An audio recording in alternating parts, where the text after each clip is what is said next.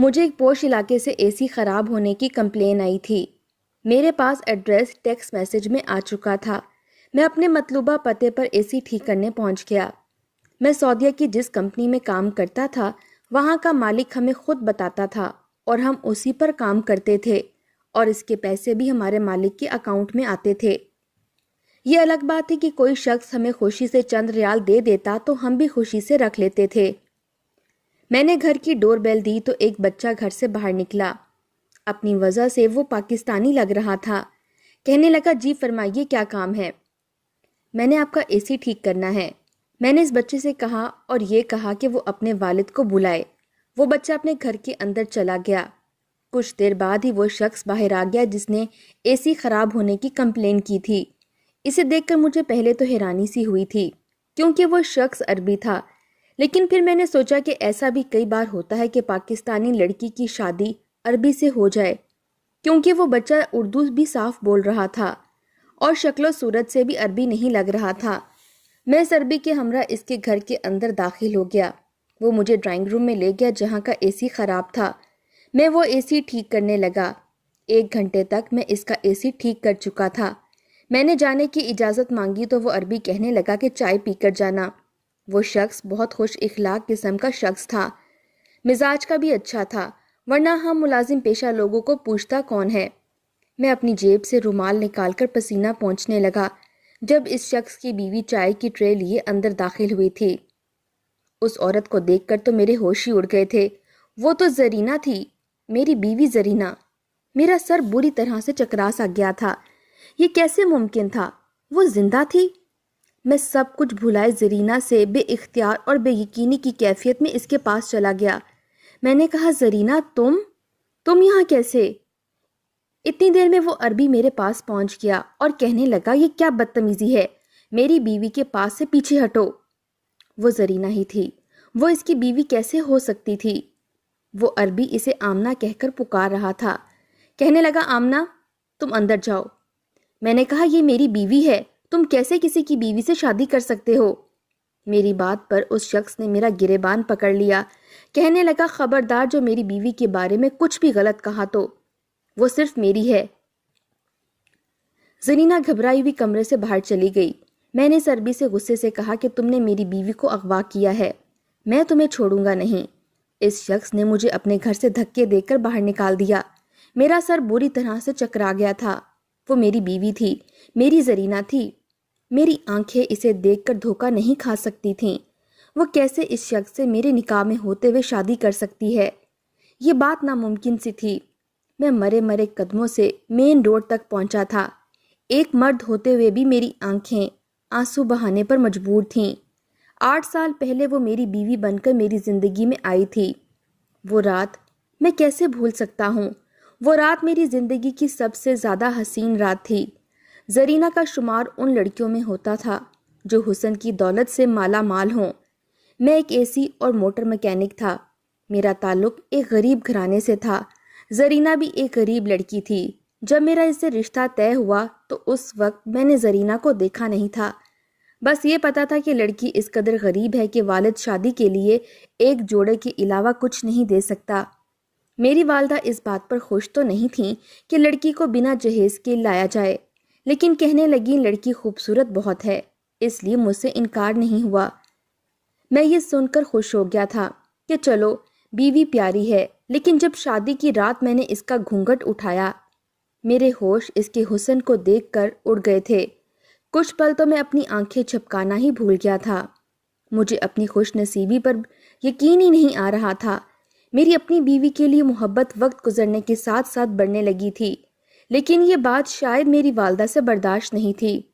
جب میں کام سے واپس آتا، میری خواہش ہوتی باقی کا وقت بیوی کے ہمراہ ہی میں گزاروں، لیکن اماں مجھے رات دیر تک اپنے پاس بٹھائے رکھتی، کہتی، تم شادی کے بعد ہم بڈھا بڈھی کو بھول گئے ہو۔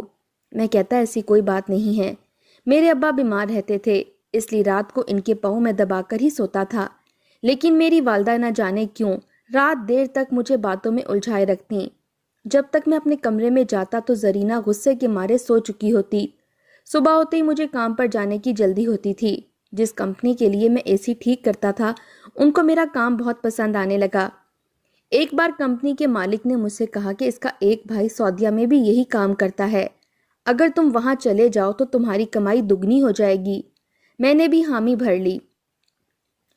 جب یہ خبر میں نے اپنے گھر پر سنائی تو اماں ابا خوش ہو گئے، لیکن زرینہ بہت اداس ہو گئی تھی۔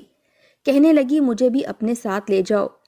میں نے کہا مجھے ایک بار وہاں اپنی نوکری پکی لگوانے دو تو میں تمہیں بھی بلوا لوں گا۔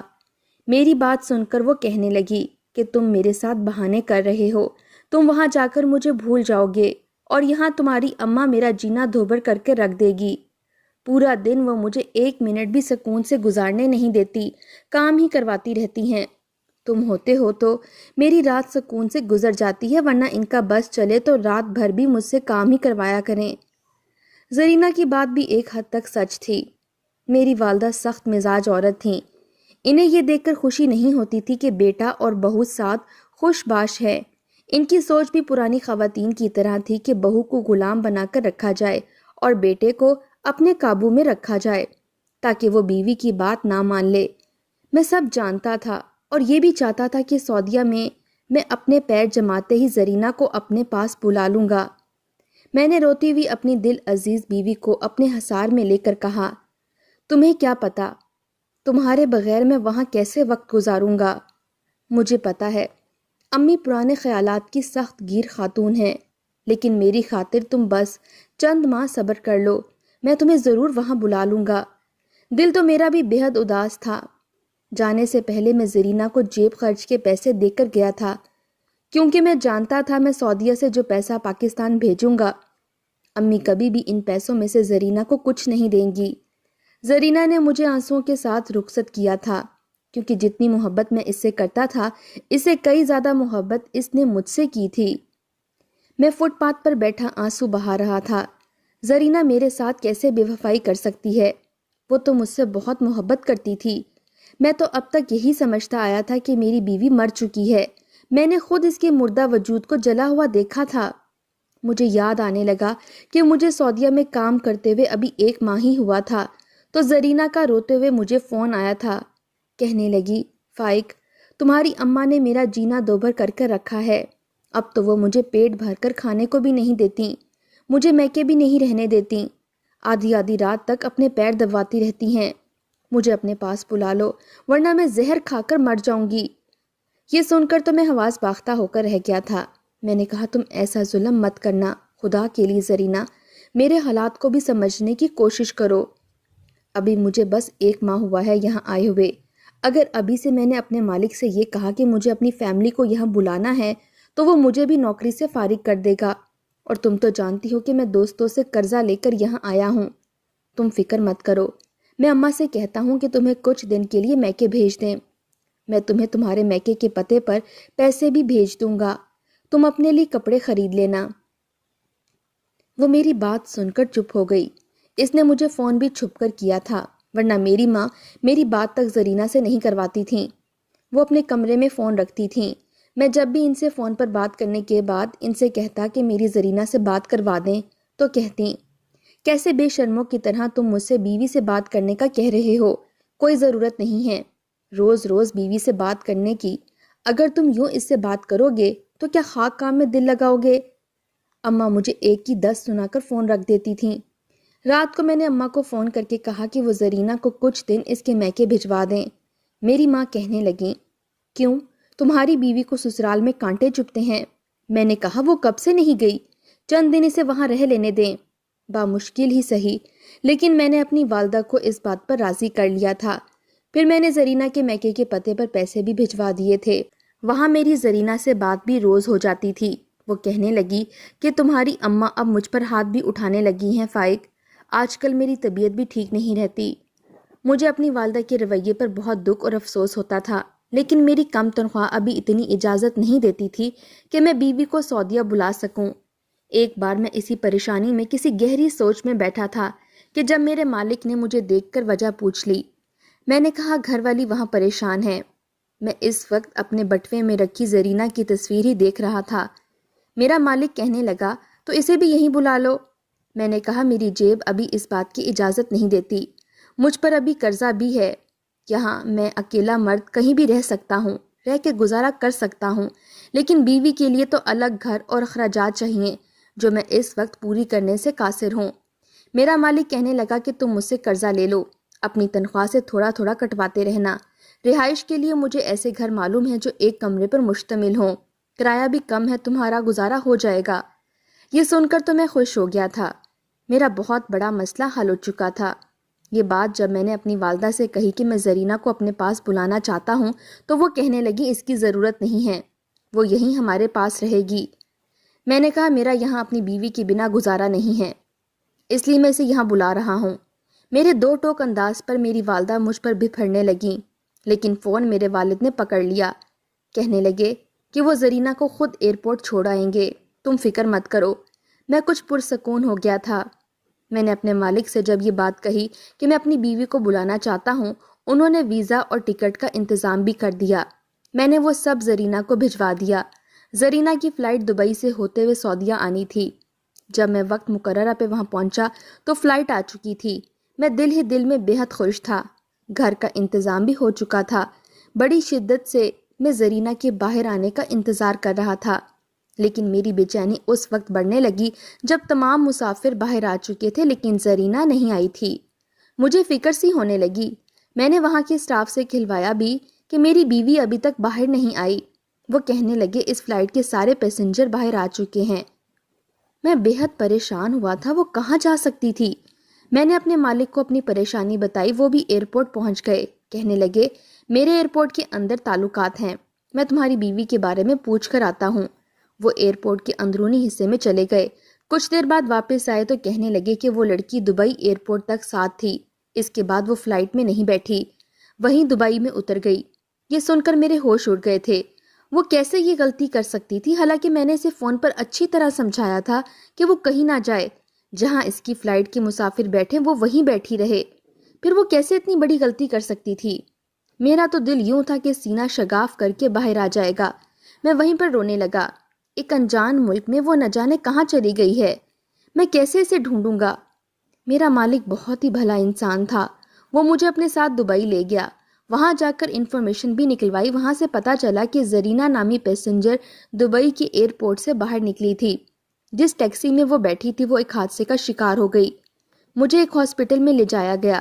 میرا رو رو کر برا حال تھا۔ زرینہ کیوں دبئی میں اتری تھی جب میں نے اسے سختی سے منع کیا تھا؟ میں نے جس لڑکی کو جلے ہوئے ہاسپٹل میں دیکھا، اس کا چہرہ بری طرح سے جل چکا تھا، ہاتھ پاؤں بھی جلے ہوئے تھے۔ جو بیگ اس ٹیکسی سے ملا تھا وہ دیکھ کر میرے ہوش اڑ گئے تھے، وہ زرینہ کا ہی تھا۔ میں اپنی بیوی کی یاد میں ہر وقت روتا رہتا تھا۔ اس وقت میرا وہ مالک ہی میرا بہت بڑا ہمدرد ثابت ہوا تھا۔ کہنے لگا قسمت میں شاید یہی لکھا تھا، تم دل بڑا کرو، تمہاری بیوی انجان سی عورت تھی، اس لیے بے خبری میں دبئی میں ہی اتر گئی ہوگی اور پھر حادثے کا شکار بھی ہو گئی۔ میرے لیے یہ غم کوئی چھوٹا نہیں تھا۔ زرینہ کتنی خوش تھی جب میں نے اسے یہ بتایا کہ میں اسے اپنے پاس بلا رہا ہوں۔ میرے مالک نے میرے وہ پیسے بھی نہیں کاٹے جو زرینہ کی ٹکٹ ویزے پر خرچ ہوئے تھے، میری تنخواہ بھی بڑھا دی۔ وہ ایک بہت ہمدرد سا انسان تھا۔ یہ خبر جب میں نے پاکستان میں بتائی تو میری والدہ مجھے ہی کو کوسنے لگیں، کہنے لگیں تمہیں اسے اپنے پاس بلانے کا شوق تھا، دیکھ لیا اس کا انجام۔ بہت وقت لگا مجھے سنبھلنے میں، لیکن میں نے خود کو کام میں مصروف کر لیا تھا۔ 8 سال بیت چکے تھے اور آج وہ مجھے نظر آئی تھی، لیکن کسی کی بیوی کی روپ میں۔ وہ کیسے ایسا کر سکتی تھی؟ میری بیوی ہوتے ہوئے وہ کیسے دوسرا نکاح کر سکتی تھی؟ میری پریشانی میں میرا مالک ہی میرا اصل ہمدرد ثابت ہوا تھا۔ میں فٹ پاتھ سے اٹھ کر سیدھا اپنے مالک کے پاس پہنچا تھا۔ میں نے جب اسے یہ بات بتائی تو میرے مالک کی رنگت پل میں فک ہوئی تھی۔ میری بات سن کر وہ بدحواس سا ہوا تھا، مجھ سے کہنے لگا تمہیں غلط فہمی ہوئی ہوگی، وہ لڑکی تمہاری بیوی کیسے ہو سکتی ہے جبکہ وہ مر چکی ہے؟ یہ کہتے ہوئے میرے مالک کی زبان اس کا ساتھ نہیں دے رہی تھی۔ میں نے کہا ایسا ممکن ہی نہیں ہے، وہ میری ہی بیوی ہے، میری زرینہ ہے۔ میں اپنی بیوی کو پہچاننے میں غلطی کر ہی نہیں سکتا۔ میرے لیے یہ بات بہت اذیت ناک تھی کہ میری بیوی کسی غیر مرد کے ساتھ اس کی بیوی بن کر کیسے رہ سکتی ہے۔ میرا مالک کہنے لگا وہ کوئی اور لڑکی ہوگی، تم نے خود اپنی مردہ بیوی کی پہچان کی تھی۔ میں نے کہا اس لڑکی کا چہرہ جل چکا تھا جسے میں نے دیکھا تھا، میں کچھ نہیں جانتا وہ کون تھی، لیکن میری بیوی زرینہ اس عربی کے گھر میں ہے۔ آپ بس مجھے یہ بتائیں، آپ میری مدد کریں گے یا نہیں؟ میری بات پر وہ تذ بذب کا شکار ہونے لگا۔ کہنے لگے، میں کیسے یہ سب کر سکتا ہوں؟ یہ رسکی کام ہے، بہت بڑا مسئلہ ہو جائے گا۔ وہ یوں گھبرا رہے تھے جیسے میں نے نہ جانے کیا کہہ دیا ہو۔ میں وہاں سے بھی مایوس ہو چکا تھا، لیکن میں کیسے اپنی بیوی کو کسی غیر کے گھر پر برداشت کر سکتا تھا؟ میری راتوں کی نیند اڑ کر رہ گئی تھی۔ میں اگلے روز پھر اسی گھر پر پہنچ گیا۔ دروازہ اس بار بھی اسی عربی نے کھولا تھا۔ مجھے دیکھ کر غصے سے سرخ ہونے لگا۔ میں نے کہا، دیکھو بھائی، میری بات کو ٹھنڈے دماغ سے سنو۔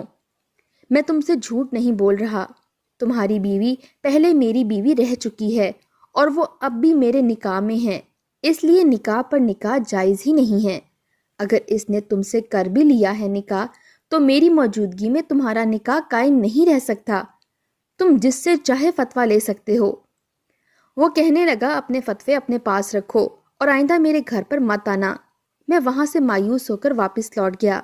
اب میرے پاس بس ایک ہی طریقہ بچا تھا کہ میں براہ راست زرینہ سے بات کروں۔ مجھے یقین تھا کہ وہ اب بھی مجھ سے محبت کرتی ہوگی۔ وہ کہاں چلی گئی اور اب کیوں اس نے میری بیوی ہوتے ہوئے دوسرا نکاح کیا تھا؟ وہ ہر بات سے واقف تھی، پھر کیسے یہ سب کر سکتی تھی؟ میں اسی کے آس پاس چھپ گیا تاکہ یہ پتہ لگا سکوں کہ وہ عربی کب گھر سے باہر نکلتا ہے، لیکن یہ دیکھ کر میرے ہوش اڑ گئے تھے جب میرا مالک اس کے گھر سے باہر نکل رہا تھا۔ وہ ان کے گیٹ پر کھڑا اس عربی سے بات چیت بھی کر رہا تھا۔ جس انداز سے میرا مالک اس عربی سے بے تکلف تھا، لگ رہا تھا کہ بہت پرانے مراسم ہیں ان دونوں کے بیچ میں۔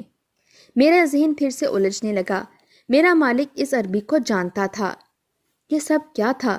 میں سمجھ نہیں پا رہا تھا۔ مجھے ہر حال میں زرینہ سے ملنا تھا، تبھی میں سچائی سے واقف ہو سکتا تھا۔ میں رات تک وہیں چھپا رہا، لیکن وہ شخص باہر نہیں نکلا۔ رات کے 12 بجے جب سناٹا سا چھا گیا تو میں چپکے سے ان کے گھر کی دیوار پھلانگ کر اس گھر کے اندر تک پہنچ گیا۔ میں نے ایک کھڑکی کے اندر لائٹ جلی ہوئی دیکھی تھی۔ میں اسی کھڑکی کے قریب آ کر کھڑا ہو گیا۔ میں نے دھیرے سے کھڑکی کھولی تو وہ کھل گئی۔ جب میں نے اندر دیکھا تو زرینہ اور وہ بچہ ایک کونے میں دبک کر بیٹھے ہوئے تھے، اور وہ شخص کہہ رہا تھا، میں نے تمہاری منہ مانگی قیمت بھری ہے، اس لیے تم کبھی بھی مجھ سے چھٹکارا حاصل نہیں کر سکتی۔ مجھے اس بات سے کوئی فرق نہیں پڑتا کہ ہمارا تعلق جائز ہے یا نہیں، لیکن تم یہاں سے باہر نہیں نکل سکتی۔ زرینہ اسے کہنے لگی کہ پچھلے 7 سال سے تم نے مجھے ناجائز اپنے ساتھ رکھا ہے، خدا کے لیے مجھے جانے دو۔ اب یہ ہر وقت گناہ کی اذیت مجھ سے صحیح نہیں جاتی۔ میرا شوہر بہت شریف انسان ہے، میں اس کی بیوی ہوں، اس کی عزت ہوں، جسے تم پچھلے 7 سالوں سے پامال کر رہے ہو، لیکن اب مجھے جانے دو۔ میری بیوی زرینہ رو رو کر اس شخص کی منت سماجت کر رہی تھی۔ وہ شخص بے حسی سے کمرے سے باہر نکل گیا۔ یہی موقع تھا کہ زرینہ سے بات کرنے کا۔ میں نے جلدی سے کھڑکی کھولی اور اس کے اندر داخل ہو گیا۔ جب زرینہ نے مجھے دیکھا تو تیز قدم اٹھاتی ہوئی میرے پاس آئی تھی، میرے ساتھ لگ گئی، کہنے لگی کہ فائق، مجھے بچا لو، یہ لوگ مجھے ناجائز اپنے ساتھ باندھے ہیں۔ میں نے کہا، تم اس مصیبت میں پھنس کیسے گئی ہو؟ کہنے لگی، مجھے نہیں پتا، لیکن میری فلائٹ دبئی میں نہیں اتری تھی، سیدھی یہیں آئی تھی، لیکن اس کا وقت الگ تھا۔ مجھے یہی معلوم تھا کہ آپ مجھے لینے آئیں گے، اس لیے جب میں ایئرپورٹ سے باہر نکلی تو سامنے ایک ادھیڑ عمر شخص نے مجھے اشارہ کیا اور پھر میرے پاس آ گیا۔ مجھ سے کہنے لگا، مجھے فائق نے بھیجا ہے کہ تمہیں لینے کے لیے۔ مجھے لگا آپ نے ہی بھیجا ہوگا، کیونکہ وہ نام آپ ہی کا لے رہا تھا، لیکن جیسے ہی میں اس گاڑی میں بیٹھی، اس گاڑی میں ایسی تیز خوشبو تھی، بیٹھتے ہی میں بے ہوش ہو گئی، اور جب ہوش آئی تو وہ شخص میرے پاس موجود تھا اور میں ایک کمرے میں تھی۔ میں اٹھ بیٹھی، میں نے پوچھا کہ فائق کہاں ہے؟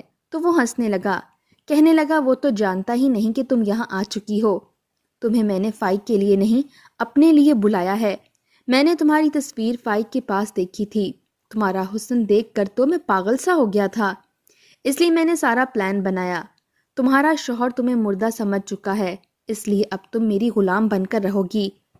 اس شخص نے پہلے خود میری عزت پامال کی اور پھر اس عربی کے ہاتھ مجھے فروخت کر دیا۔ یہ شخص مجھے زبردستی اپنے ساتھ باندھے ہوئے ہے۔ میں نے کہا، اور یہ بچہ کون ہے؟ میری بات پر وہ رونے لگی، کہنے لگی، یہ آپ کا ہے، کیونکہ یہاں آنے سے پہلے ہی مجھے یہ خبر ملی تھی کہ میں امید سے ہوں۔ میں نے سوچا آپ کو یہ خبر یہاں آ کر سناؤں گی، لیکن یہاں آ کر میں اس مصیبت میں پھنس گئی۔ میں وہاں سے واپس لوٹ آیا اور اگلے روز پولیس کو وہاں لے گیا۔ پولیس نے زرینہ کا بیان لیا اور میرے مالک اور اس عربی کو گرفتار کر لیا۔ میری بیوی مجھے واپس مل چکی تھی۔ میں نہیں جانتا تھا جس مالک کو میں اپنا ہمدرد سمجھتا تھا وہی میری پیٹھ پر چھرا گھونپ دے گا۔ کاش کہ میں پاکستان میں ہی کام کرتا تو میری بیوی وہ اذیت نہ سہتی جو اسے سہنی پڑی۔